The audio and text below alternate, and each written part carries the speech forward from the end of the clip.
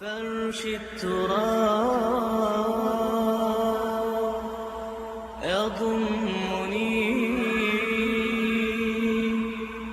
وهو غطائي. تو اب دو مسئلے میں یہاں حل کر دوں. جو لوگ کہتے ہیں حضور کو علم غیب نہیں تھا اور جو کہتے ہیں تھا، بدقسمتی سے دونوں نے ڈیفینیشن علیحدہ کر لی. جو ڈیفینیشن نفی کرنے والوں نے کی ہے اس کی وجہ سے، اس کے اعتبار سے واقعتاً نہیں تھا. انہوں نے ڈیفینیشن یہ کی ہے، تعریف یہ کی ہے، وہ علم جو خود حاصل ہو جائے، اللہ کا عطا کردہ علم جو ہے وہ کہتے وہ غیب نہیں ہے. تو وہ بھی مانتے ہیں کہ ہر علم جو حضور کو حاصل ہے وہ اللہ کا عطا کردہ. میں سائی والی میں یہ سارے مرحلے میں نے طے کیے نا اپنے زمانہ طالب علمی میں. مولانا منظور احمد شاہ صاحب ہیں سائی وال میں ایک، میں ان کے پاس حاضر ہوا. میں نے کہا جی یہ مسئلہ کیا ہے علم غیب کا، مجھے ذرا سمجھائیں. انہوں نے ایک کتاب اپنی نکالی کہ دیکھیے صاحب، ہم حضور کے علم کے بارے میں یہ باتیں مانتے ہیں. حضور کا علم حادث ہے، قدیم نہیں ہے. حضور کا علم محدود ہے، لا محدود نہیں ہے. حضور کا علم عطا کردہ ہے، ذاتی نہیں ہے. میں نے کہا یہ تین باتیں اگر آپ مان لیں تو میرا تو جھگڑا کوئی نہیں آپ سے.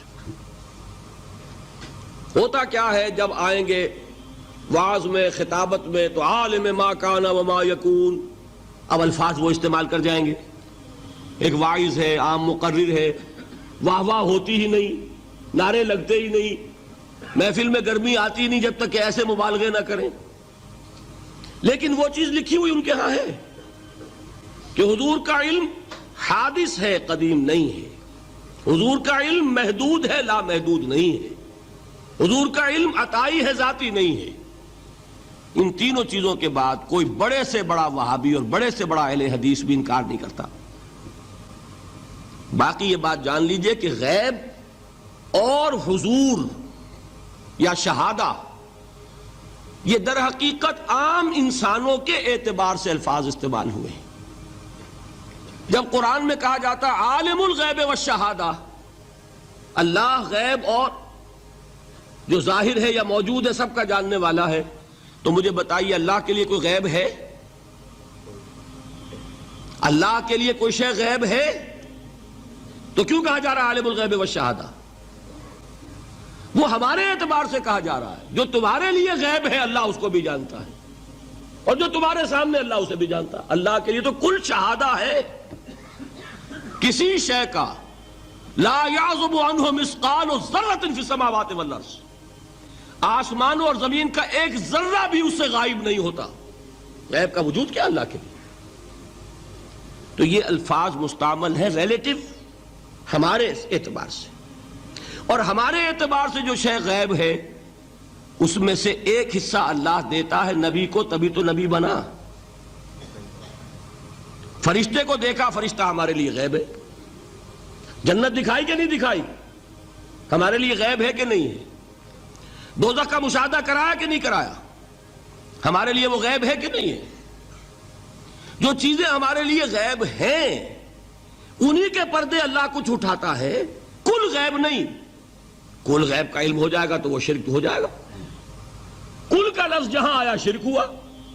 جب آپ کہہ رہے ہیں محدود ہے، لا محدود نہیں ہے، تو کل کا لفظ استعمال نہیں کر سکتے. لیکن غیب میں سے کچھ علم دیا گیا تبھی تو نبی بنا، ورنہ میرے اور نبی میں فرق کیا ہوا پھر؟ البتہ یہ کہ وہ غیب کا علم ہو یا حاضر کا علم ہو، سائنٹیفک نالج ہو یا وحی کا علم ہو، کوئی بھی علم ہو، آیت الکرسی کے الفاظ نوٹ کیجئے، یعلم ما فی السماوات وما فی الارض، وہ جانتا ہے. ولا یحیطون بشیء من علمہ الا بما شاء، مخلوق میں سے کوئی بھی اس کے علم میں سے احاطہ نہیں کر سکتا مگر جتنا وہ چاہے.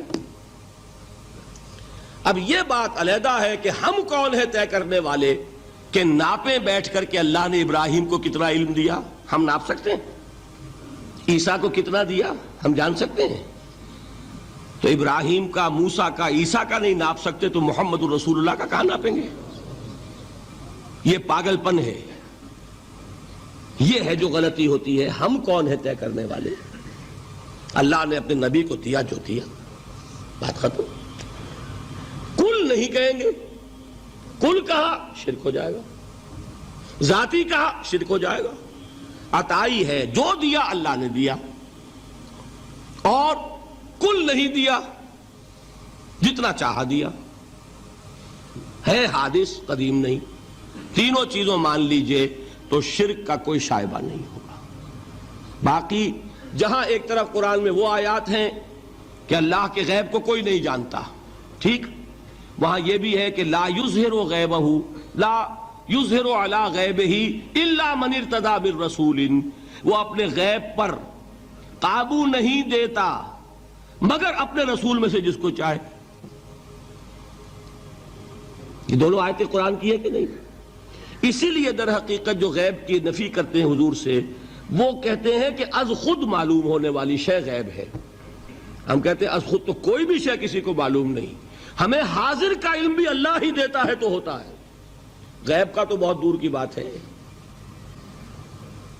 یہ مسئلے بڑے سیدھے ہیں، خام خواہ ہم نے پیچیدہ بنایا ہوا ہے۔ خدا کے لیے ان مسئلوں کو سلجھائیے اور جوڑیے، کاٹنے کی بجائے جوڑنے کی فکر کیجیے کہ بھائی یہ اپنی اپنی جگہ پر علیحدہ علیحدہ تم نے تعریفیں کر رکھی ہیں اس لیے جھگڑ رہے ہو، ورنہ دونوں باتیں صحیح ہیں۔